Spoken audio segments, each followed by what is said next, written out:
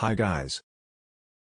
Today we will analyze Allstate stock, and calculate its intrinsic value using two different valuation models.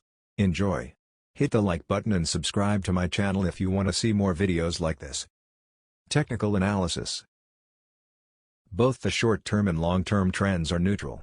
Not much exciting going on here. Support level is around $106. Resistance level is around $127.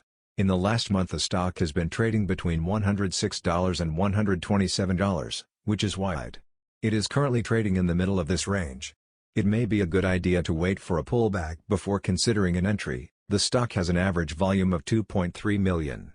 This is a good sign as it is always nice to have a liquid stock.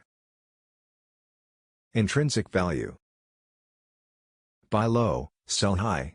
We have heard it many times before. But how to know when it's low, and when it's high? The intrinsic value of a stock is its true value.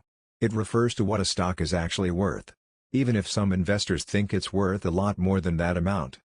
Intrinsic value is important, because it can help investors understand whether the cost of a stock is undervalued, or overvalued compared to the market value of the stock. Valuing financial institutions. Understanding why financial institutions are different from traditional real sector companies is key. Insurance companies function differently than traditional cash flow-driven companies. Traditional companies create products to make money. The products of insurance companies are money.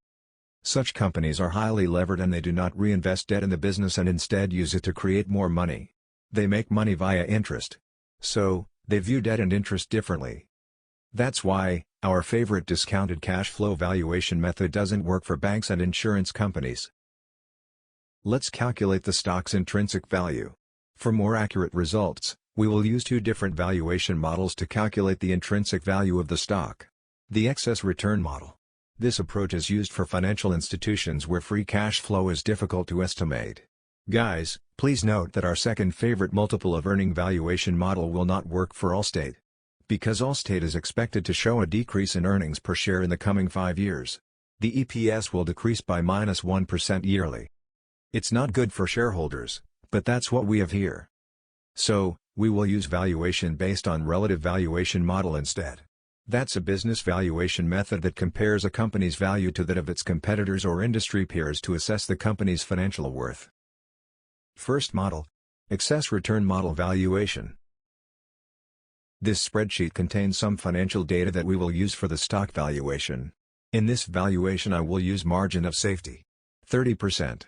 Once we actually figure out what we think this stock is worth, we are only going to buy the stock if it gets 30% of what we think it's worth. It gives us a big margin of safety if our predictions are wrong. In other words, when something is worth $1, I want to pay only 70 cents for it. I want to be conservative with financial institutions. So, my margin of safety is 30%. According to our formula, the fair value of the stock is $269.42. When we apply the margin of safety to that value, the fair value of the stock would be $188.60. That's the price that I want to pay for this stock. Second model. Relative valuation. Book value per share for Allstate is 85.97, tangible book value per share is 74.20. USA Insurance Industry PB ratio is 1.17. Our calculations show that minimum fair price of the stock is $86.81. Maximum fair price of the stock is $100.58. The current price of the stock is $118, so, the stock is a bit overvalued.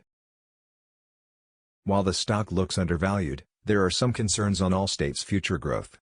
Auto insurers are expected to endure a relatively difficult period in the near term due to higher costs for parts and repairs. The medium-term picture of Allstate is unclear. I may consider buying the stock with bigger discount, 50% instead of 30%. So, I will wait when it drops below $90. Maybe I will open a small position when it drops below $100 and average down. Usually, I look at a company's strengths first, then I look at risks. But today I would like to look at risks first to explain why I'm not buying the stock right now even if the stock is fairly priced. So, the main risks are: Allstate's growth prospects are limited given its dependence on the declining captive agent channel. Earnings per share and revenue are expected to grow very slowly in 2022. Business risks for Allstate include its ability to effectively price homeowners' property and auto exposure and to limit losses from catastrophic events, such as hurricanes, tornadoes and earthquakes, as well as from smaller events such as fires and hailstorms. The company's equity holdings face risks from market volatility, but the main reason why I want this stock with bigger discount is because of the company's slow growth in 2022. Company's strengths. Allstate Corporation is a leading personal insurance company. The company distributes its insurance products and other financial services through Allstate agencies and independent agencies in the United States and Canada. In general, the company's balance sheet is sound, its capital investment decisions are fair, and its capital return strategy is appropriate. Allstate continues to raise premiums while maintaining a high retention rate. On November 1st, the company completed the sale of Allstate Life Insurance to Blackstone for total proceeds of $4 billion. The approximately $1.7 billion in deployable capital will be used mainly to fund share repurchases. On average, the dividend of Allstate grows each year by 13%, which is nice. The company pays out 27% of its income as dividend. This is a sustainable payout ratio. Allstate has been paying a dividend for at least 10 years, so it has a reliable track record. Thank you for watching. If you found this video helpful, please hit the like button and subscribe to my channel.